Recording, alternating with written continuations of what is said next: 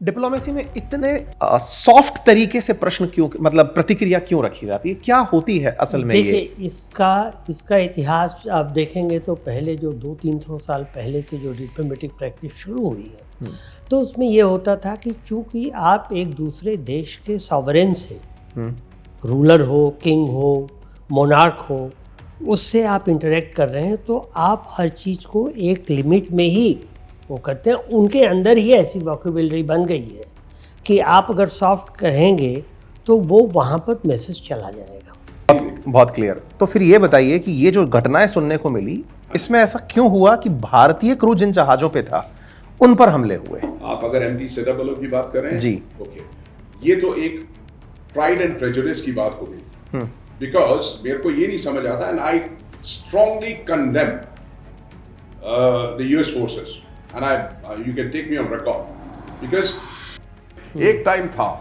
जब president of US कुछ बोलता था तो पूरा ग्लोब हिलता था।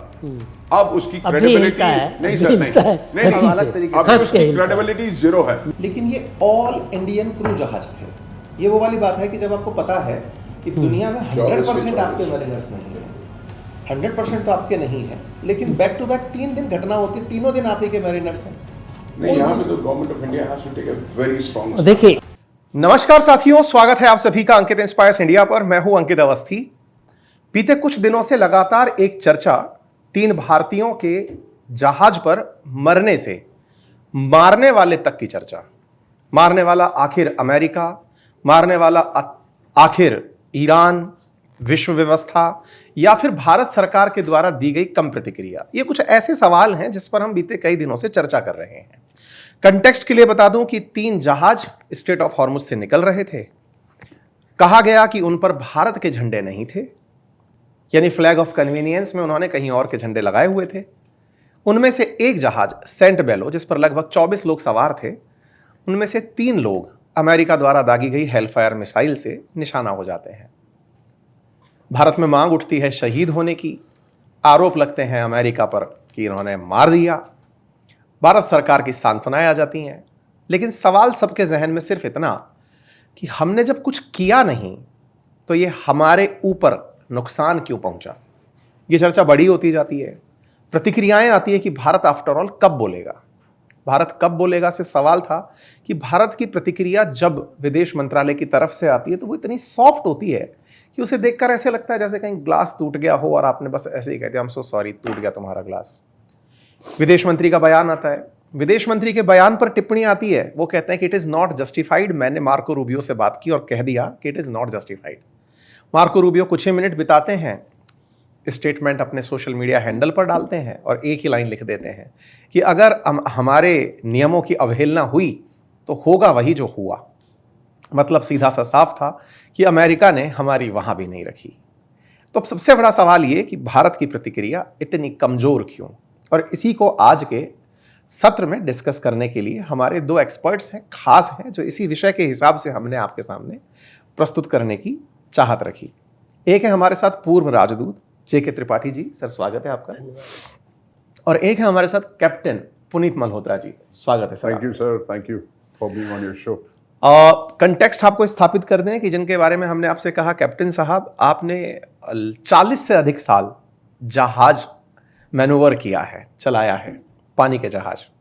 इनसे हम समझेंगे कि आफ्टर ऑल पानी के जहाज पर होता क्या है और किस तरह की रिएक्शंस होती हैं।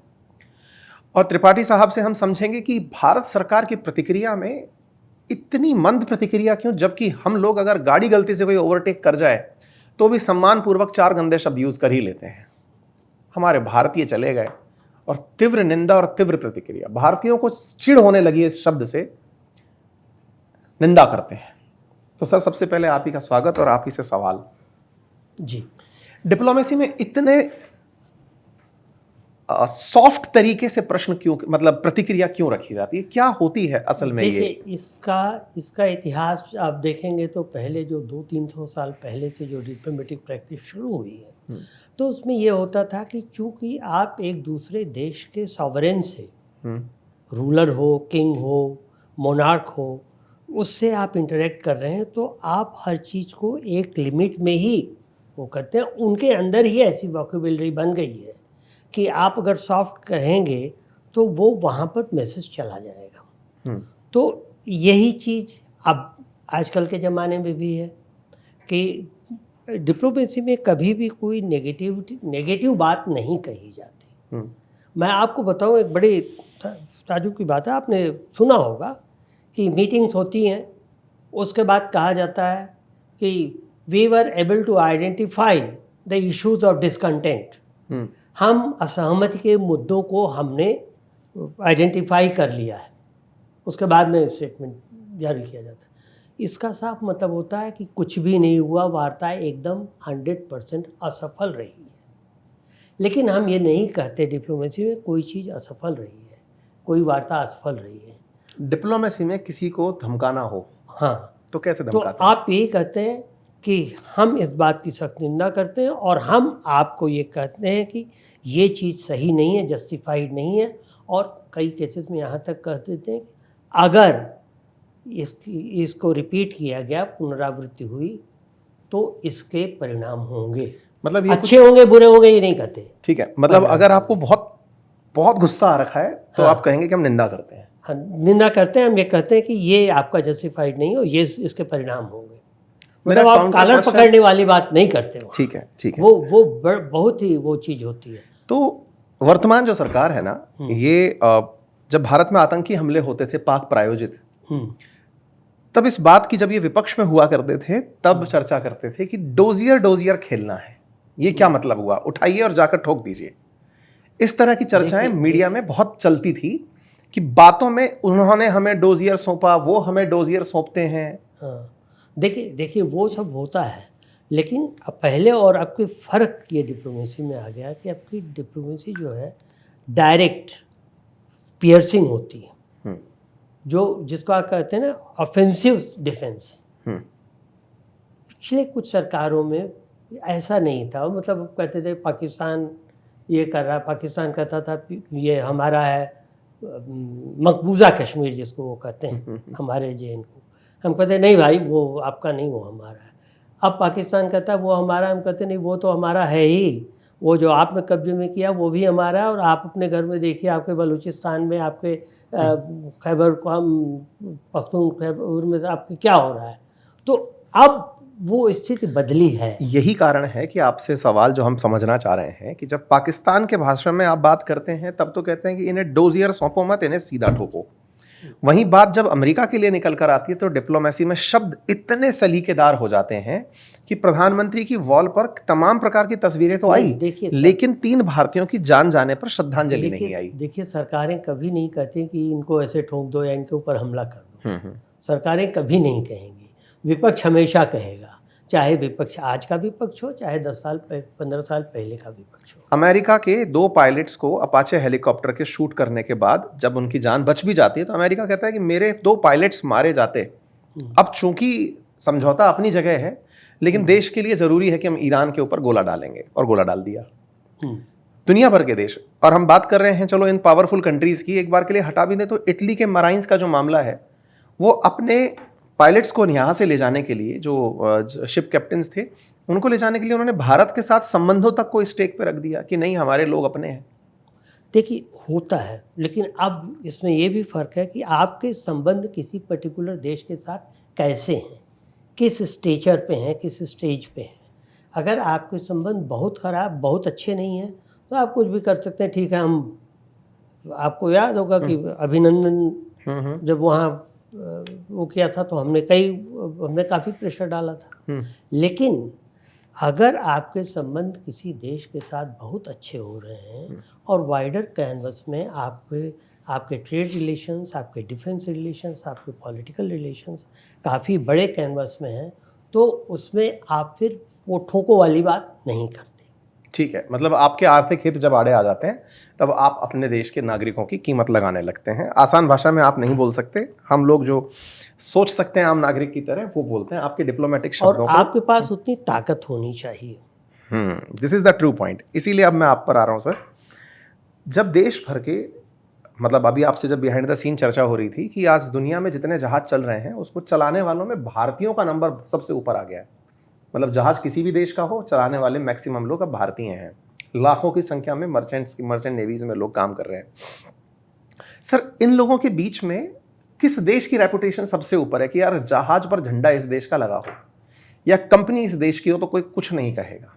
देखिए, ये सब टनेज पे होता है, what we call flag of convenience. जहां तक फ्लैग ऑफ कन्वीनियंस की बात आती है, लाइबेरिया, पैनामेनियन, मार्शल आइलैंड्स, ये ज़्यादा ओनर्स, ये क्या होता है कि ओनर जो है वो कौन से फ्लैग स्टेट को अपने उसमें लेना चाहेगा, या किस फ्लैग स्टेट की फ्लीट में जाना चाहेगा। तो बेस्ड ऑन दैट सर्वे होते हैं, चाहे मार्शल आइलैंड हो, पैनामेनियन हो, लाइबेरियन हो। जहाँ तक लाइबेरियन और मार्शल आइलैंड फ्लैग्स हैं, उनकी बहुत अच्छी क्रेडिबिलिटी, ट्रैक रिकॉर्ड अच्छा है। पैनामेनियन का I would say not so, इतना अच्छा नहीं है। तो ये क्या होता है, ये this is decided by the owner of the vessel. जो जहाज का ओनर होता है वो डिसाइड करता है कि यार मेरे को मेरा जहाज इस फ्लैग में रजिस्टर कराना है, दैट इज ओके। और जैसे जैसे जिस फ्लैग स्टेट की क्रेडिबिलिटी बढ़ती है उसकी फ्लीट भी बढ़ती है, और फ्लीट बढ़ती है तो obviously more the merrier. Sir, मैंने कुछ डेटा पढ़े थे। आज दुनिया का इतना ट्रेड, मतलब अगर हम बात करें कमर्शियल ट्रेड्स में, तो 90% से ऊपर पानी के थ्रू ही हो रहा है। ऐसे में जब हम और ज़्यादा डिटेल में जाते हैं तो पता चलता है कि फ्लैग ऑफ कन्वीनियंस, हम अपने दर्शकों को बता दें कि ये वो व्यवस्था है जिसमें जहाज कहीं का भी हो, मालिक कहीं का भी हो, लेकिन अपने जहाज पर झंडा उस देश का लगाता है कि चलो उसको बोलते हैं फ्लैग स्टेट। फ्लैग स्टेट की तो भाई क्या होता है, मैं sorry to please. Interject you, क्या होता है कि from the hierarchy point of view, एक होती है IMO, international maritime organisation, which उसके नीचे आती है फ्लैग स्टेट। मतलब flag state is responsible to the IMO for the safety well being of their ships. उसके नीचे फिर आती है क्लासिफिकेशन सोसाइटी, कि भाई कौन सी class, Indian class, DNV, bureau Veritas, classes होती हैं कि उसके क्लास के हिसाब से सेफ्टी स्टैंडर्ड को मतलब नॉमिनेट किया जाता है या उसकी कंप्लायंस की जाती है। तो IMO, flag state, international association of classification society, उसके बाद आता है owner.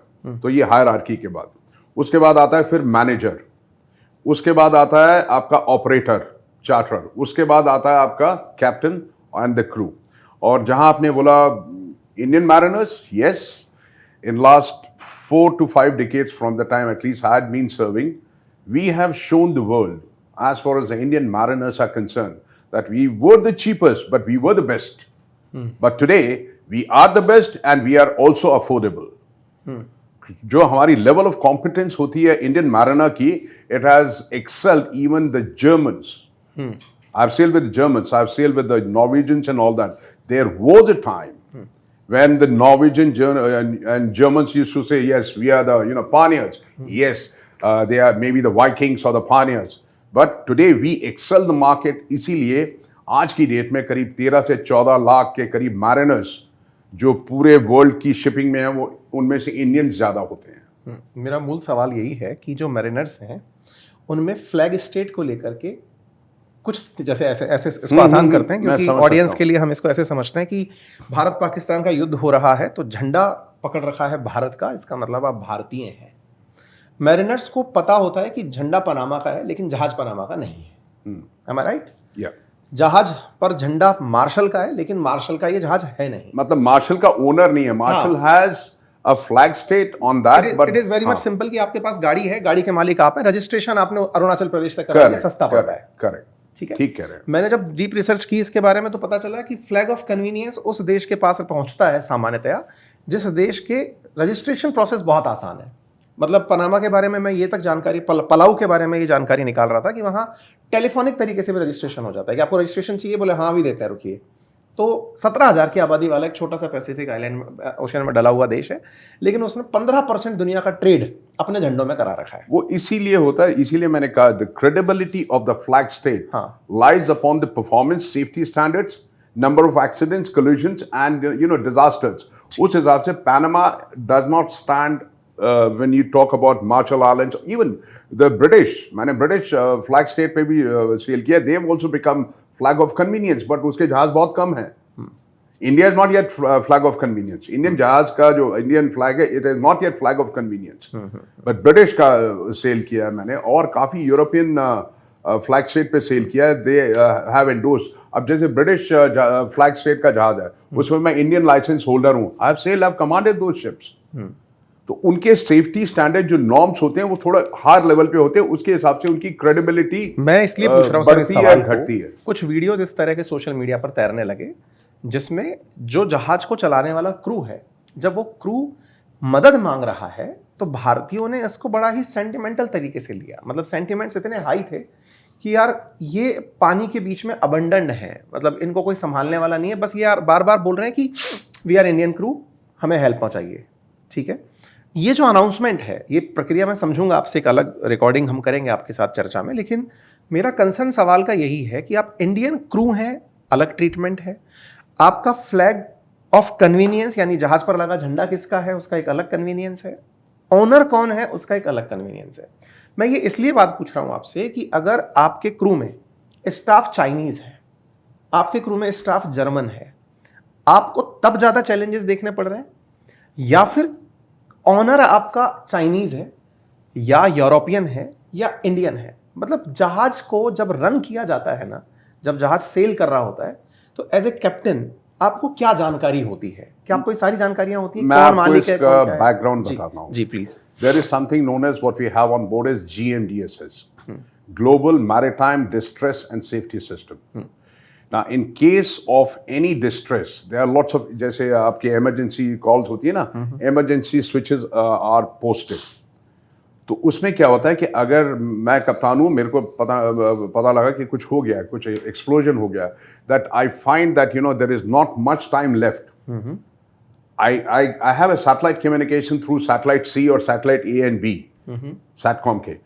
I can use that, but the best and easiest thing, when I knew that this is the last leg I have, I don't think before I could call for the lifeboat stations for the people for evacuation, I pushed that. Now, उससे क्या होता है, वो जाता है आपके MRCC, Marine Rescue Coordination Center. उसका जो हेड ऑफिस होता था, अभी भी है, स्टावेंगर, नॉर्वे में होता है। उसकी जो सब्सिडरीज ऑफिस है वो nearest CRS, coastal radio station के पे होते हैं। MRCC जब मैं वो पुश करता हूँ, मरीन रेस्क्यू कोऑर्डिनेशन सेंटर, वो डायरेक्टली रिले जाता है, ये सैटेलाइट से जाता है। RCC, rescue coordination centre, rescue coordination centre फिर मोबिलाइज करता है। अब इसमें जो आपने कहा कि कौन सा ओनर है, नहीं, ये बात ठीक नहीं है। तो फिर क्यों आपको मैं ये वही वीडियोस बता बाहर आते हैं? वही बता रहा हूँ, वो डिपेंड करता है efficiency of the rescue coordination centre. मैंने फर्स्ट करिए पुश कर दिया इमरजेंसी बटन कि भाई डिस्ट्रेस का एक बटन होता है GMDSS, ब्रिज पे जैसे कॉकपिट बोलते हैं हवाई जहाज की, तो वी कॉल ब्रिज पे काफी जगह लगा होता है, इवन GMDSS स्टेशन काफी जगह। उसको एक रीजन होता है, तभी करना पड़ता है, ये नहीं कि किसी ने भी लगा दिया, नो, दैट्स एन ऑफेंस। तो जैसे pushed, it triggers the alarm through all the things. Means if I have pushed the distress button, means I did not have enough time to call on radio, VHF or radio frequency, RT. तो ये GMDSS में सारे provision होते हैं। अगर मेरे को लगता है कि I need more time for assessment, yes, मेरे जहाज को डैमेज हुआ तो मैं SOS की तरह से एक भेज सकता हूँ। नहीं तो SOS का जो साइन होता है, हम बोलते हैं VHF पे mayday mayday mayday. Mayday means it's a call, something like I am sinking. तो ये बात से मैं मतलब इत्तेफाक नहीं रखूंगा अंकित जी, बिकॉज ये इसमें कोई डिस्पैरिटी नहीं होती कि चाइनीज जहाज है, चाइनीज ओनर है, फ्लैग कौन सा है, इसमें कुछ डिस्पैरिटी। मैंने कुछ ऐसे रिपोर्ट्स देखी और कुछ इस तरह की चर्चाएं, वो RCC पे डिपेंड करता है, RCC की एफिशिएंसी। देखिए, जैसे मैं दोबारा बोल रहा हूं कि मैंने डिस्ट्रेस अलर्ट इनिशिएट किया, goes through satellite, goes through MRCC, Marine Rescue Coordination Center, goes to RCC, Rescue Coordination Center. अब Rescue Coordination Center फर्स्ट करो मेरा नाइजीरिया के पास है, मैं नाइजीरिया के पास हुआ, वहां पे उनके पास मीन्स इतने नहीं है, probably they are not so well equipped, तो वहां देरी लग सकती है। अगर यही इंडियन कोस्ट पे है, इंस्पायर करके एक रिपोर्ट होती है, हम भेजते हैं, they will be very fast. Indian Coast Guard is now doing excellent job. Same thing if it happens in European country or Singapore, they are very quick.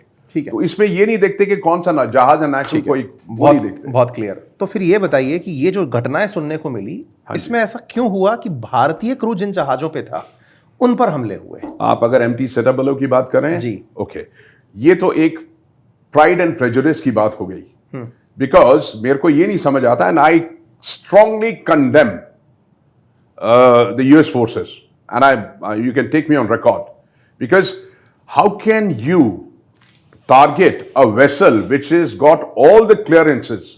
जैसे आप पोर्ट ऑफ डिपार्चर से निकलते हैं, अब इनका जो पोर्ट ऑफ ओरिजिन था मेरे ख्याल से ईरान में था, तो क्या होता है, you have to obtain port clearance. Port clearance उसके पास है, यानी the ship has paid all the dues for anything, has no lien, the port has no lien on this, and she can now proceed on her route for an innocent passage से लेके to the port of destination. अब वो वहां से जा रहा था. अब हॉर्मुज स्ट्रेट का एक अलग चैप्टर आ जाता है. वहां हम देख चुके हैं, और मैं भी बहुत चैनल पे बोल चुका हूं कि Iran wants to have a control on the straits of Hormuz. अब अगर ईरान ने वहां से क्लियरेंस दे दी, the vessel if she was hit somewhere between after departure of straits of Hormuz से लेके गल्फ ऑफ ओमान जहां के यूएस नेवी बैठी है, तो उसमें ईरान की कोई गलती नहीं, क्योंकि ईरानियन मिसाइल ने नहीं हिट किया, यूएस मिसाइल ने हिट किया है. और हिट भी कहां किया? इंजन रूम में. Why engine room? Engine room, it's actually, if you visit a big ship's engine room, it's like a big factory. So that is basically to decapacitate her propulsion. ठीक है.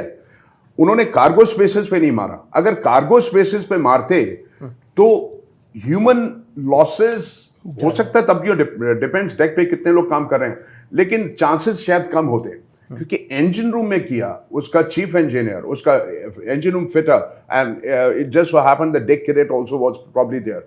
दे might have been working, because ज्यादातर जहाज UMS class भी होते हैं.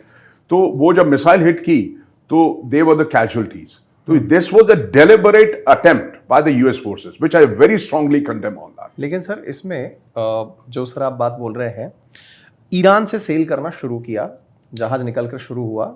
Iran से तो America ने पहले ही ये मना किया हुआ है कि इस तरफ से आप जहाज लेके निकलेंगे ही नहीं. ईरान से अगर कोई भी जहाज निकल रहा है तो मैंने ब्लॉकेड किया हुआ है. तो क्या ये जानबूझकर उकसावे के लिए जहाज निकल गया था? अब ये तो पता नहीं, ये तो जहाज के कैप्टन या जहाज के ऑपरेटर्स जाने की क्या करने के लिए निकला था. लेकिन कुछ जहाज़ों ने कोशिश की इसको वो करने की, बाईपास करने की इस सैंक्शन को. लेकिन सबसे बड़ी बात यहाँ, सबसे पहली बात ये आ जाती है कि देखिए जो तो मैन मेड चैनल्स हैं, मैन मेड वाटरवेज हैं, उनमें तो आर्टिफिशियल वाटरवेज में उनकी कंट्री का, जिन कंट्री से वो होते हैं, जैसे इजिप्ट का स्वेज पे और पनामा का उस पर हक होता है. लेकिन जो नेचुरल वाटरवेज हैं, मलाक्का हुआ, बाबलंदब हुआ, ये आपका हॉर्मुज हुआ, ये नेचुरल वाटरवेज हैं. तो इंटरनेशनल लॉ के हिसाब से, ये यूएन लॉ ऑफ सीज के हिसाब से, इन पे किसी एक कंट्री का कंट्रोल नहीं हो सकता, to the exclusion of all other countries. तो ईरान ने, अमेरिका ने, जिसने भी किया, जिसने भी इसको बंद किया, उसकी गलती, वो तो साफ साफ अंतर्राष्ट्रीय कानून का उल्लंघन. ठीक है. एक तरफ यहाँ मैं एक छोटी चीज ऐड करना चाहूंगा. देखिए सर ने बहुत सही कहा, under UN clause, United Nation laws of seas, उसमें क्या होता है, there is something known as territorial sea, which starts from the base line of the shore until 12 nautical miles. अब अगर हम देखा जाए, हम जो देखते हैं, जो width of the straits of Hormuz है वो अप्रॉक्सीमेटली समझ लीजिए 22 से 24 नॉटिकल माइल, यानी अप्रॉक्सीमेटली 40 और किलोमीटर होगी अप्रॉक्सीमेटली. नाउ जहां तक यूएन क्लॉज आता है सिग्नेटरी, ना तो ईरान उसका सिग्नेटरी है, ना यूएस. ये मजे की बात है. सो if Iranians are defying the UN clause, I can understand the logic behind it. US is also not a signatory to UN clause. So why is it so? So agar US has not been a signatory to the UN clause, then how come they can dictate this to Iran? Iran probably, जो मेरे को समझ में आता है, might have construed this कि भैया अगर 12 नॉटिकल माइल है, क्योंकि टेरिटोरियल सी आता है, उसके बाद EEZ आता है, उसके बाद कॉन्टिगुअस जोन आता है. Contiguous zone goes up to 200 nautical miles. ठीक है. EEZ इज आपकी इकोनॉमिक जोन में आता है, एक्सक्लूसिव इकोनॉमिक. हाँ. तो अब क्या है कि जहां तक ईरान की बात आती है, ये मेरे को नहीं लगता ये मामला सॉल्व होगा. जैसे आज MOU की बात कर रहे थे, मेरे को नहीं लगता, क्योंकि this is a money making thing for Iran. Iran is not going to leave Straits of Hormuz. क्योंकि जिस समय आप और हम चर्चा कर रहे हैं, उस समय ये खबर भी बहुत चल रही है कि अमेरिका और ईरान ने एग्रीमेंट साइन कर लिया और 19 तारीख को ये लोग स्विट्जरलैंड में मिल करके इस पे फाइनल नेगोशिएशन कर लेंगे। लेकिन मुझे भी इसमें बहुत कम उम्मीदें हैं, क्योंकि कहीं ना कहीं अभी इजराइल का कोई ना कोई एंगल ऐसा जरूर निकल कर आ जाएगा कि वो इस चीज़ में कहीं ना कहीं भांजी मार देगा। बट एनीवे, अमेरिका ईरान के बीच जो चल रहा है ये तो बहुत दिनों से डिस्कशन का पार्ट है। लेकिन मैं जहाँ तक आज के इस सत्र में चर्चा को केंद्रित करना चाहता हूँ वो इस बात पर कि भारत की प्रतिक्रिया कमज़ोर क्यों? ये प्रतिक्रिया कमजोर है भी या नहीं है? सर की भाषा में अगर शब्द यूज कर लिया गया निंदा, इसका मतलब कड़ी प्रतिक्रिया है। आपकी भाषा में, आप यूजर हैं, आप कहते हैं कि नहीं, रेस्पॉन्सेज ऐसे ही मिलते हैं कि भाई आपने कहा कि रेस्क्यू के लिए जरूरत है, सामने वाले ने रेस्क्यू भेज दिया, रेस्पॉन्सेज ऐसे ही होते हैं। लेकिन इस केस में जैसे आप सेटअप की बात कर रहे हैं, उससे पहले 2 जहाजों का और हुआ। यहाँ पे क्या है कि जैसे आपने जिक्र किया, एक मैवरिक्स था, एक जलवीर था, ये 2 और थे। हाँ, US helicopter was shot down, they immediately attacked Iran. हमारे को भी ऐसी डिफेंसिवली ऑफेंसिव पॉलिसी चाहिए। Spare the rod, spoil the child. तो we also need an offensive policy, जहां मेरा मत यह है कि हमारे को कुछ ज्यादा करना चाहिए। हमारे जो एक 3 नाविक मारे गए, it is terrible, it's disasters. मतलब हमारी पूरी मैरीटाइम इंडस्ट्री में आज बहुत बड़ा शौक मनाया जा रहा है इन 3 लोगों के लिए। मैंने इसीलिए आपसे सवाल पूछा था कि जो मरीन के आपके जो परिवार हैं वो किस तरह से इसे देखते हैं। बिकॉज क्या होता है, आप उस छत्र छाया में काम करना चाहते हैं, जैसे कंपनीज में होता है ना कि आप किस कंपनी में काम करना चाहते हो, तो आप बताते हो कि वो कंपनी जो लास्ट तक मेरे लिए लड़ेगी, मेरे राइट्स के लिए बात करेगी।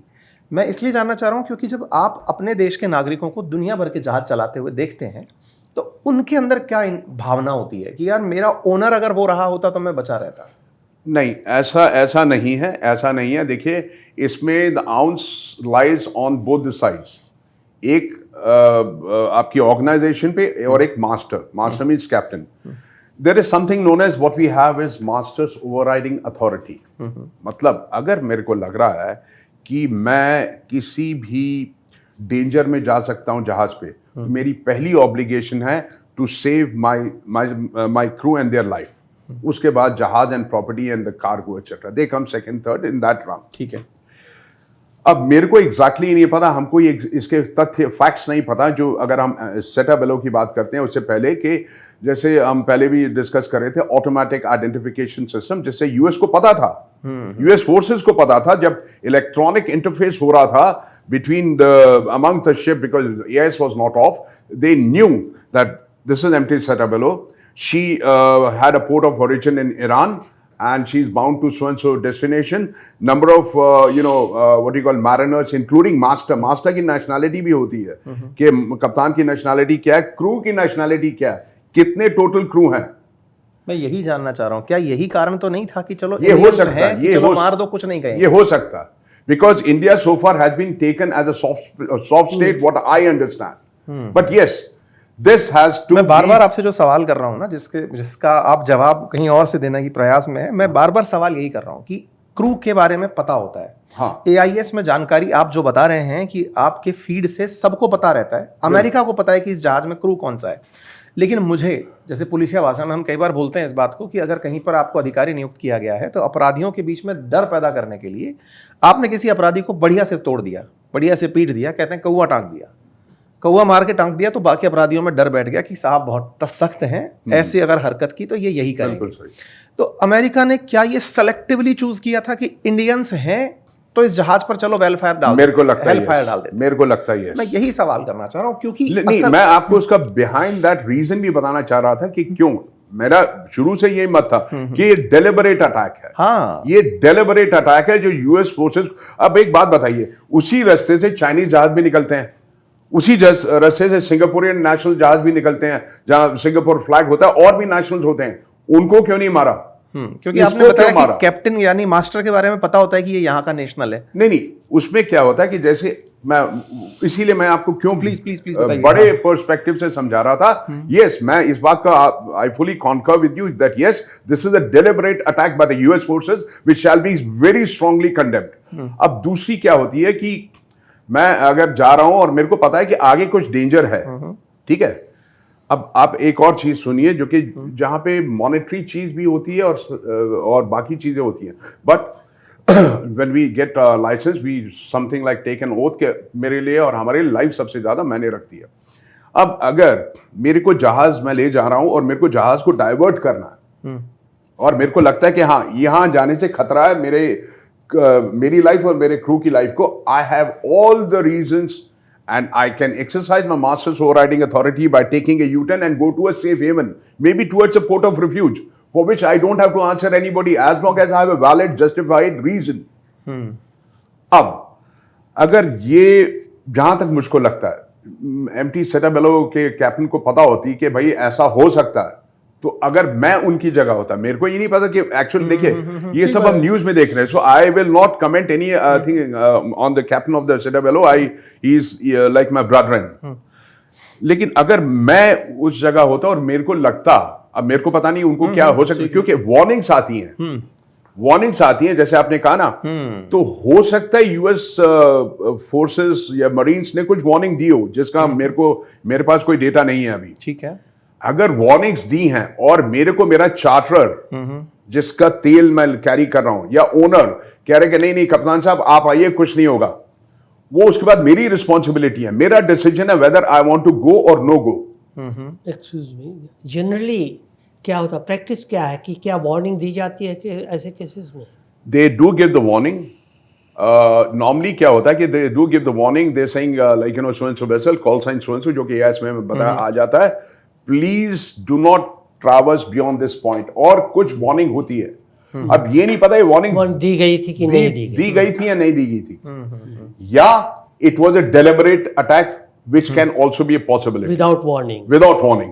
तो मेरे को ऐसा लगता है कि अगर ऐसा है तो एनी सी फेयर, अगर आप मेरी जगह होते, सर आप होते, मेरे को पता है यार यहां जाके ठोक देंगे मेरे को, मैं कहता ठीक है यार मैं ये रुक जाता हूं, to help with the owner and to help with the charters. अब इसमें ना सर एक और कहानी आती है, हाँ जी, कि एक जहाज, दो जहाज, तीन जहाज, बैक टू बैक तीन जहाज। हाँ जी, इसका मतलब ये था कि ये रूट चालू था। देखो ये ऐसी वाली बात है कि मैं किसी हाईवे से निकलता हूँ, मुझे पता है कि वहाँ खड़ी हुई जनता पत्थर मारती है गाड़ी पे, लेकिन मुझे पता चल रहा है कि कई दिन से मैं निकल रहा हूँ, कोई पत्थर पड़ नहीं रहा, लेकिन मुझे निकलना ज़रूरी है वहाँ से।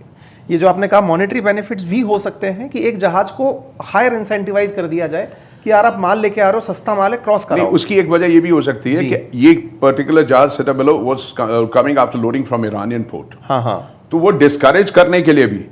लेकिन सर मैं इसमें ऐड क्या कर रहा हूँ, हाँ, कि 3 दिन, मतलब एक दिन मैरेविक्स जा रहा है, एक सेटाबेलो जा रहा है, एक दिन जलवीर जा रहा है, तीनों एक एक दिन में ये घटनाएं घट रही हैं।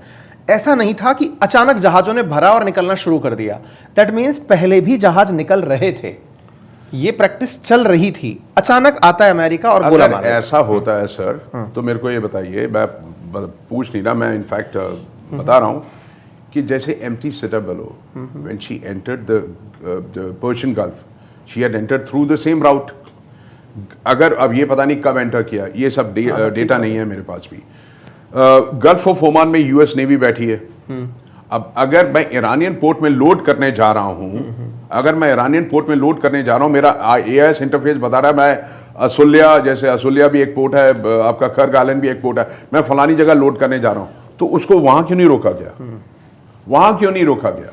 चलो मान लेते हैं कि एक बार के लिए हॉर्मुज के अंदर ही वो पहले से रुका हुआ। एक और चीज मुझे पता लगी कि 2 चीजें मुझे क्लैरिफिकेशन चाहिए। हाँ जी सर, बोलिए।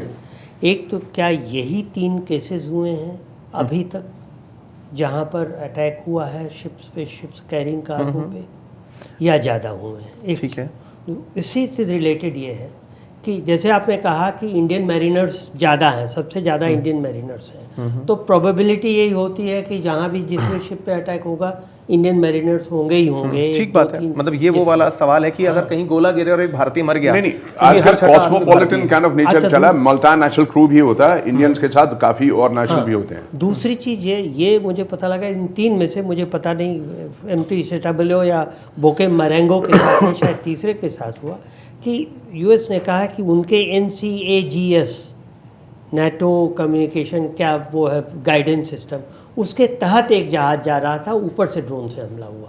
तो उनका कहना है कि जब वो हमारी गाइडेंस में जा रहा था तो हम क्यों हमला करेंगे, उस पर ईरान ने किया है। देखिए इसके और भी सर पहलू होते हैं, आपने बड़ा अच्छा बात बोली। पहली बात तो अभी तक जो मेरी फ्रेटर्निटी में मेरे को पता है रिपोर्टेड केसेस 3 ही हैं, ठीक है, ऑफ द रिकॉर्ड कितने अभी तक नहीं पता चलो, so we are talking on facts. दूसरा एक और वजह है, देखिए कहीं ना कहीं देखिए जहां तक डोनाल्ड ट्रंप की बात आती है, मेरा तो एक अलग मत है। मैं तो सीधा ब्लेटेंटली बोलता हूं, अगर ये वॉर रोकना है तो डोनाल्ड ट्रंप को पागल खाने में, मेंटल असाइलम में डाल दो, बात खत्म हो जाएगी। ठीक बात। पूरा सबसे बड़ी जड़ डोनाल्ड ट्रंप है इस चीज की।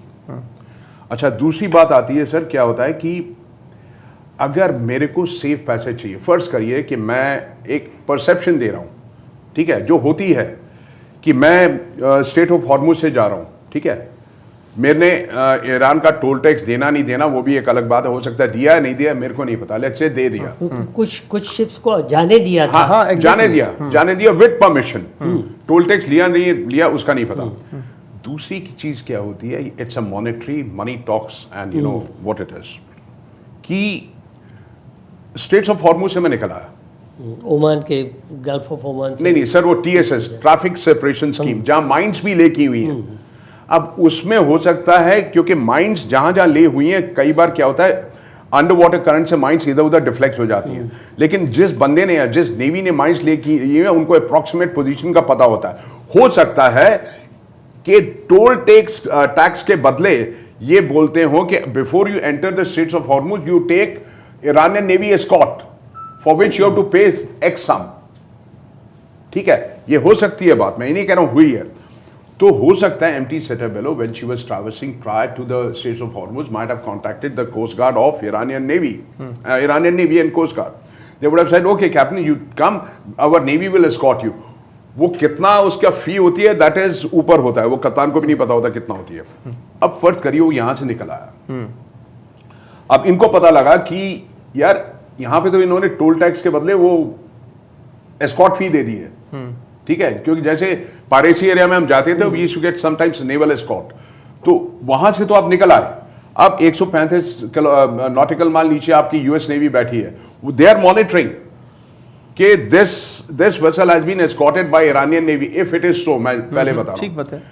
उसके बाद ये कहेंगे ठीक है भैया तुम हमारा भी एस्कॉर्ट लो, हो सकता है owner would have refused that, now I'm in a open passage here, I'm not in the critical passage, why should I pay, ये वजह भी हो सकती है, because US is going all guns blazing, because एक टाइम था जब president of US कुछ बोलता था पूरा ग्लोब हिलता था, अब उसकी क्रेडिबिलिटी नहीं सर, नहीं अलग तरीके से अब उसकी क्रेडिबिलिटी जीरो है। अब ईरान जो बोलता है उसकी क्रेडिबिलिटी आज है।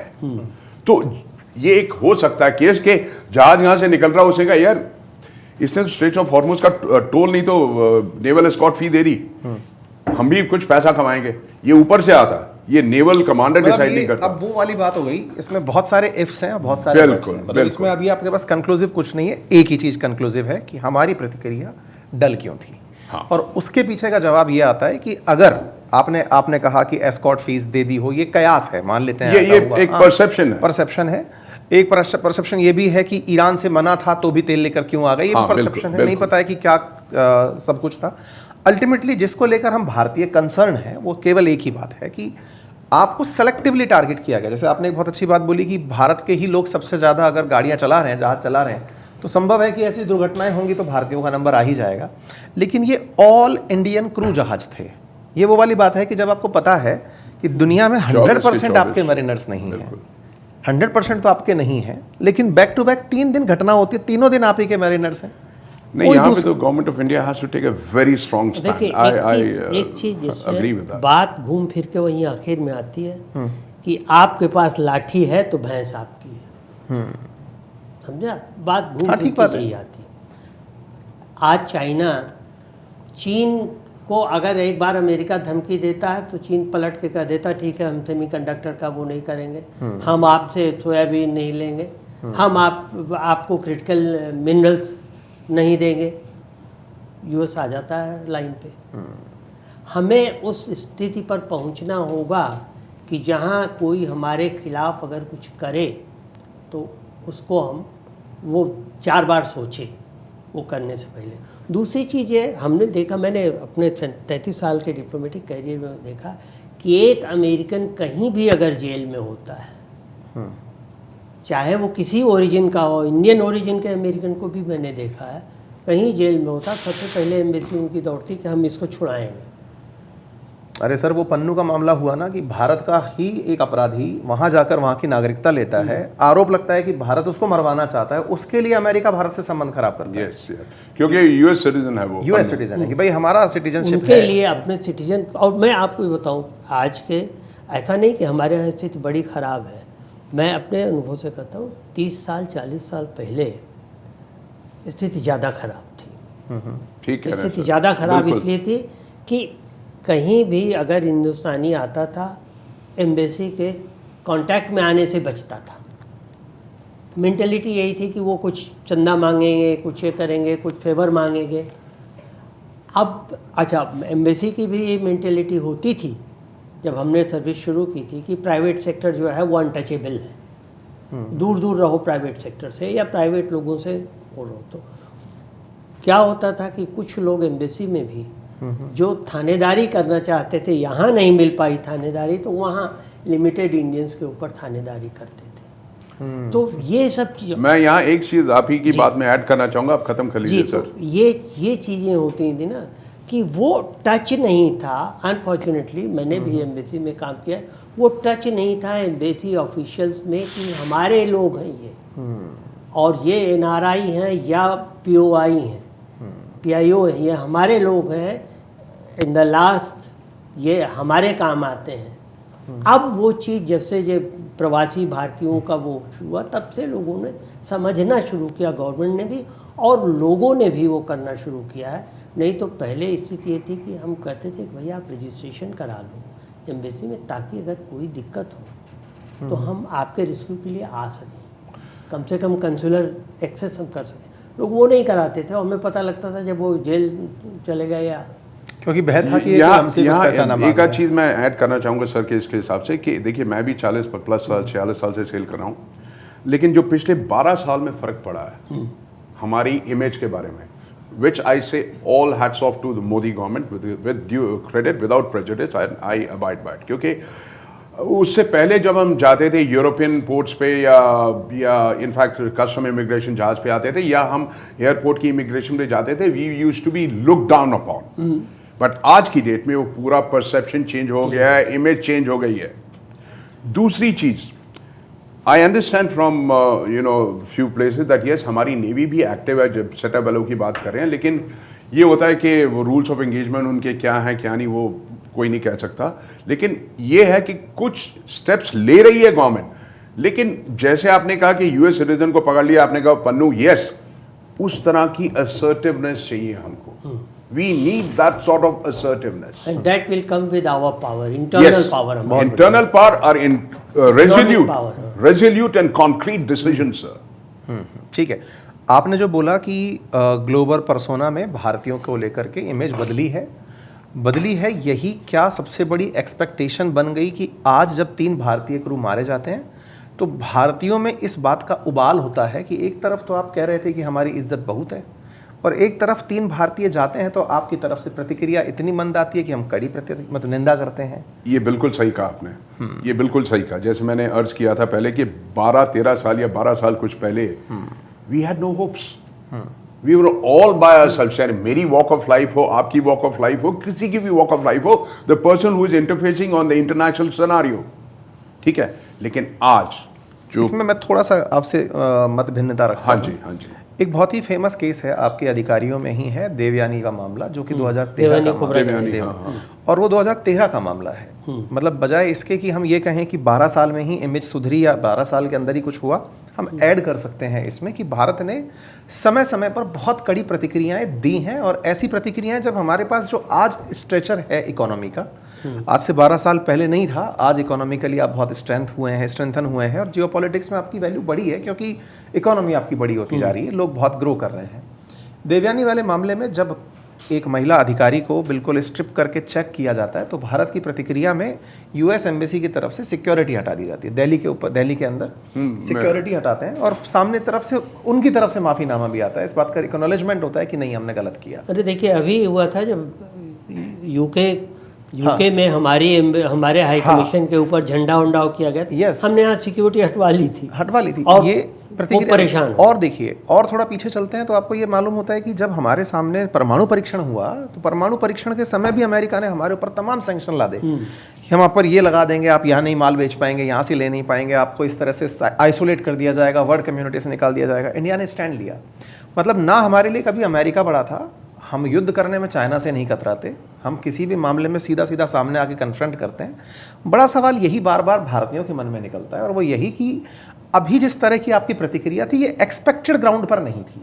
मतलब ये ऐसा है कि कल को पाकिस्तानी आतंकी आएँ और आतंकी आकर के मार जाएं और हम भारत की तरफ से कहें कड़ी निंदा करते हैं आतंकवाद की। Sir, the expectancy has risen. हाँ, ये बात तो हम अग्री करते हैं। I think amongst three of us के 2012 के बाद से, बिल्कुल सही बात, 2012 के बाद से इंडियन सिटीजन की एक्सपेक्टेंसी बढ़ी है, ray of hopes have increased. उसी बेसिस पे आज हम एक अलग पोडियम पे आके बात करें कि नहीं यार, ये सेडाबलों के बंदों के अगेंस्ट एक्शन कुछ होना चाहिए था, कुछ असर्टिव होना चाहिए था। लेकिन यही चीज अगर 20-25 साल होती तो ना तो हमको मीडिया में पता लगता, पता भी नहीं, ना ही हम यहाँ बात बैठ के इसके बारे में बात कर रहे होते सर। ठीक है, वो बात दबा दी जाती। ठीक है, अब हम इसको पूरी तरह कंक्लूसिव रिमार्क की तरफ लेकर चलते हैं। मैं आप लोगों से आज से 1-2 दिन पहले भी जिन सेशंस में इन सब बातों को कर रहा था, मैं फिर से दोहराता हूँ, कंक्लूसिव रिमार्क वहीं पर ही है कि भारतीयों में इस गुस्से का जो बड़ा कारण है वो यही कि जैसे हम हैं वैसी प्रतिक्रिया क्यों नहीं दी। लेकिन जब आपने आज पैनल डिस्कशन सुना तो उसमें एक कंक्लूसिव रिमार्क ये भी निकल कर आया कि शक्ति बढ़ाइए, लाठी में जितनी मजबूती होगी सामने वाला उतना सम्मान करेगा। चाइना का उदाहरण इसमें बहुत ही जीवंत है कि आज वो इतना मजबूत है कि अमेरिकी सैंक्शंस के ऊपर वो खुद से खड़ा हो जाता है कि मैं माल सप्लाई रोक दूंगा तो आप परेशान हो जाएंगे। भारत को भी चाहिए कि इन सारी चीज़ों से ऊपर हमारी प्रतिक्रियाएँ चलती रहेंगी। आज मजबूरियां हैं कि प्रतिक्रिया आपकी सीमित है, फिर चाहे आप में से राजनीतिक कारण तलाशे जाएं कि भाई प्रधानमंत्री की कोई मजबूरी रही होगी, या देश के स्तर पर अगर आप संभालें कि यार हो सकता है कि भारत को इस समय साध के चलना बड़ा चैलेंज हो रखा है कि किसको साधें, कितनी सप्लाई मेंटेन करें, कहाँ से तेल आ रहा है, किस तरह से चीज़ों को मेंटेन करें। तमाम चुनौतियाँ हो सकती हैं, लेकिन इन चुनौतियों का सामना भारत जितना मजबूती से ऊपर उठेगा, और वो केवल चर्चाओं से नहीं होगा, आप सबको भी उसके लिए प्रयास करना पड़ेगा। अपने स्तर पर आप किस तरह भारत को मजबूत करने का प्रयास कर सकते हैं, करिए। भारत बातों से नहीं काम से आगे बढ़ेगा और उसमें आपकी भूमिका महत्वपूर्ण होगी। फिलहाल के लिए इतना ही। बहुत बहुत धन्यवाद। थैंक यू, धन्यवाद।